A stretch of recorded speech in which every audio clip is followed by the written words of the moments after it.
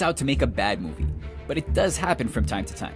Still, these awful flicks are made by professionals, meaning every now and then they'll be able to craft a standout scene or two. Some of them are so great in terms of character and story development that we wonder how the rest of the film went so wrong. Here are Screen Rant's 10 amazing scenes in terrible movies.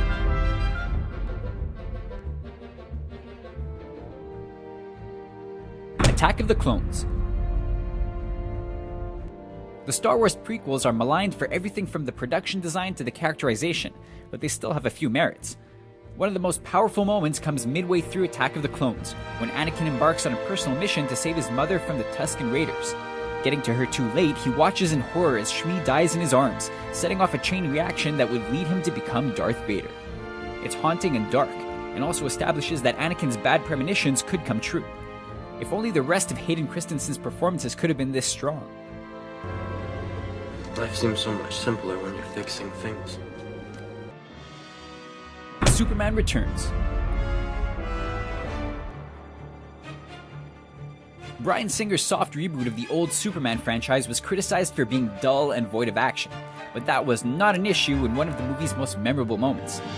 When a plane malfunctions after a power failure, only the Man of Steel can save it, and what we saw was a thrilling throwback to old-school Kal-El heroics.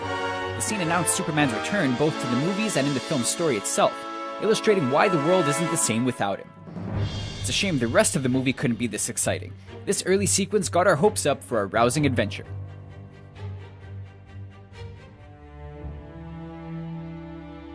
X-Men: The Last Stand.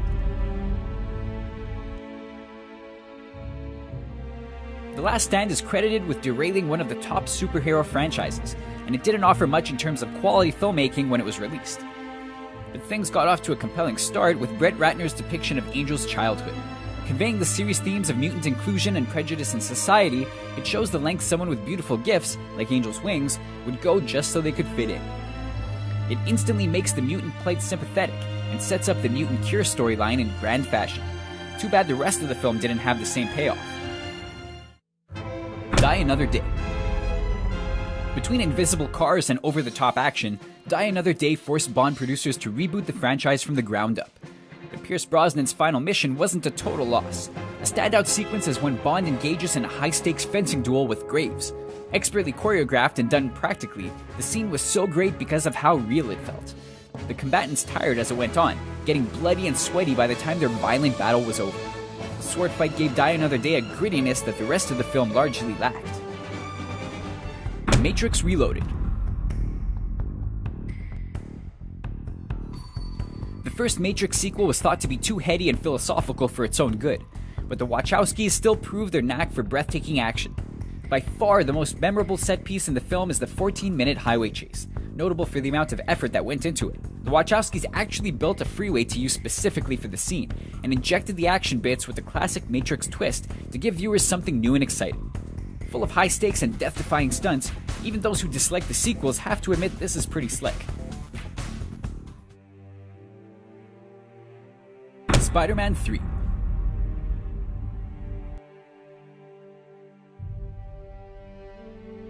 Spider-Man 3 had an overblown story with too many characters, and had trouble figuring out which arcs to pursue.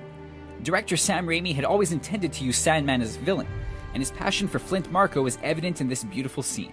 After his body is fused with sand during a particle accelerator test, Marko is reborn as the Sandman, in a moment that's poignant and touching.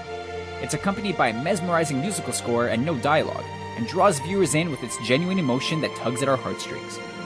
Sandman was never a bad guy, and this scene shows it to great effect.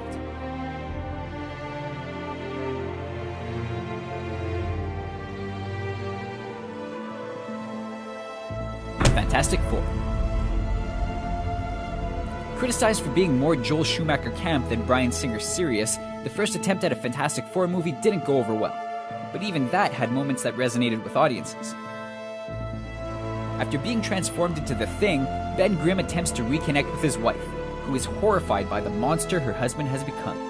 It's a heartbreaking scene that's reminiscent of the mutant paranoia in the X-Men films, and goes a long way in setting up Grimm's character arc. If only the entire movie could have been this emotionally driven, Fox might have had another tentpole to supplement their top franchises.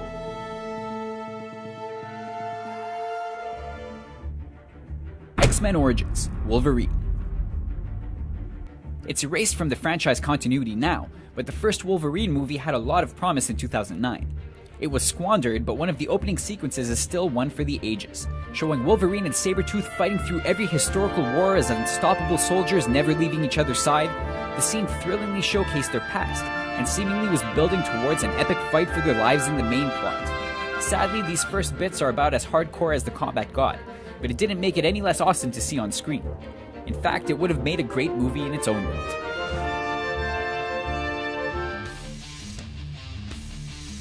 Doom.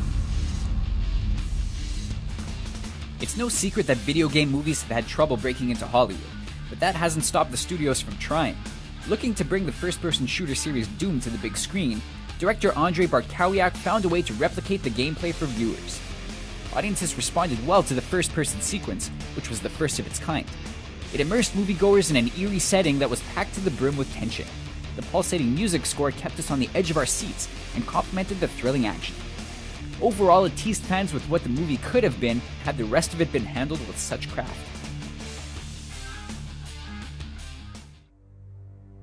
The Hobbit, An Unexpected Journey.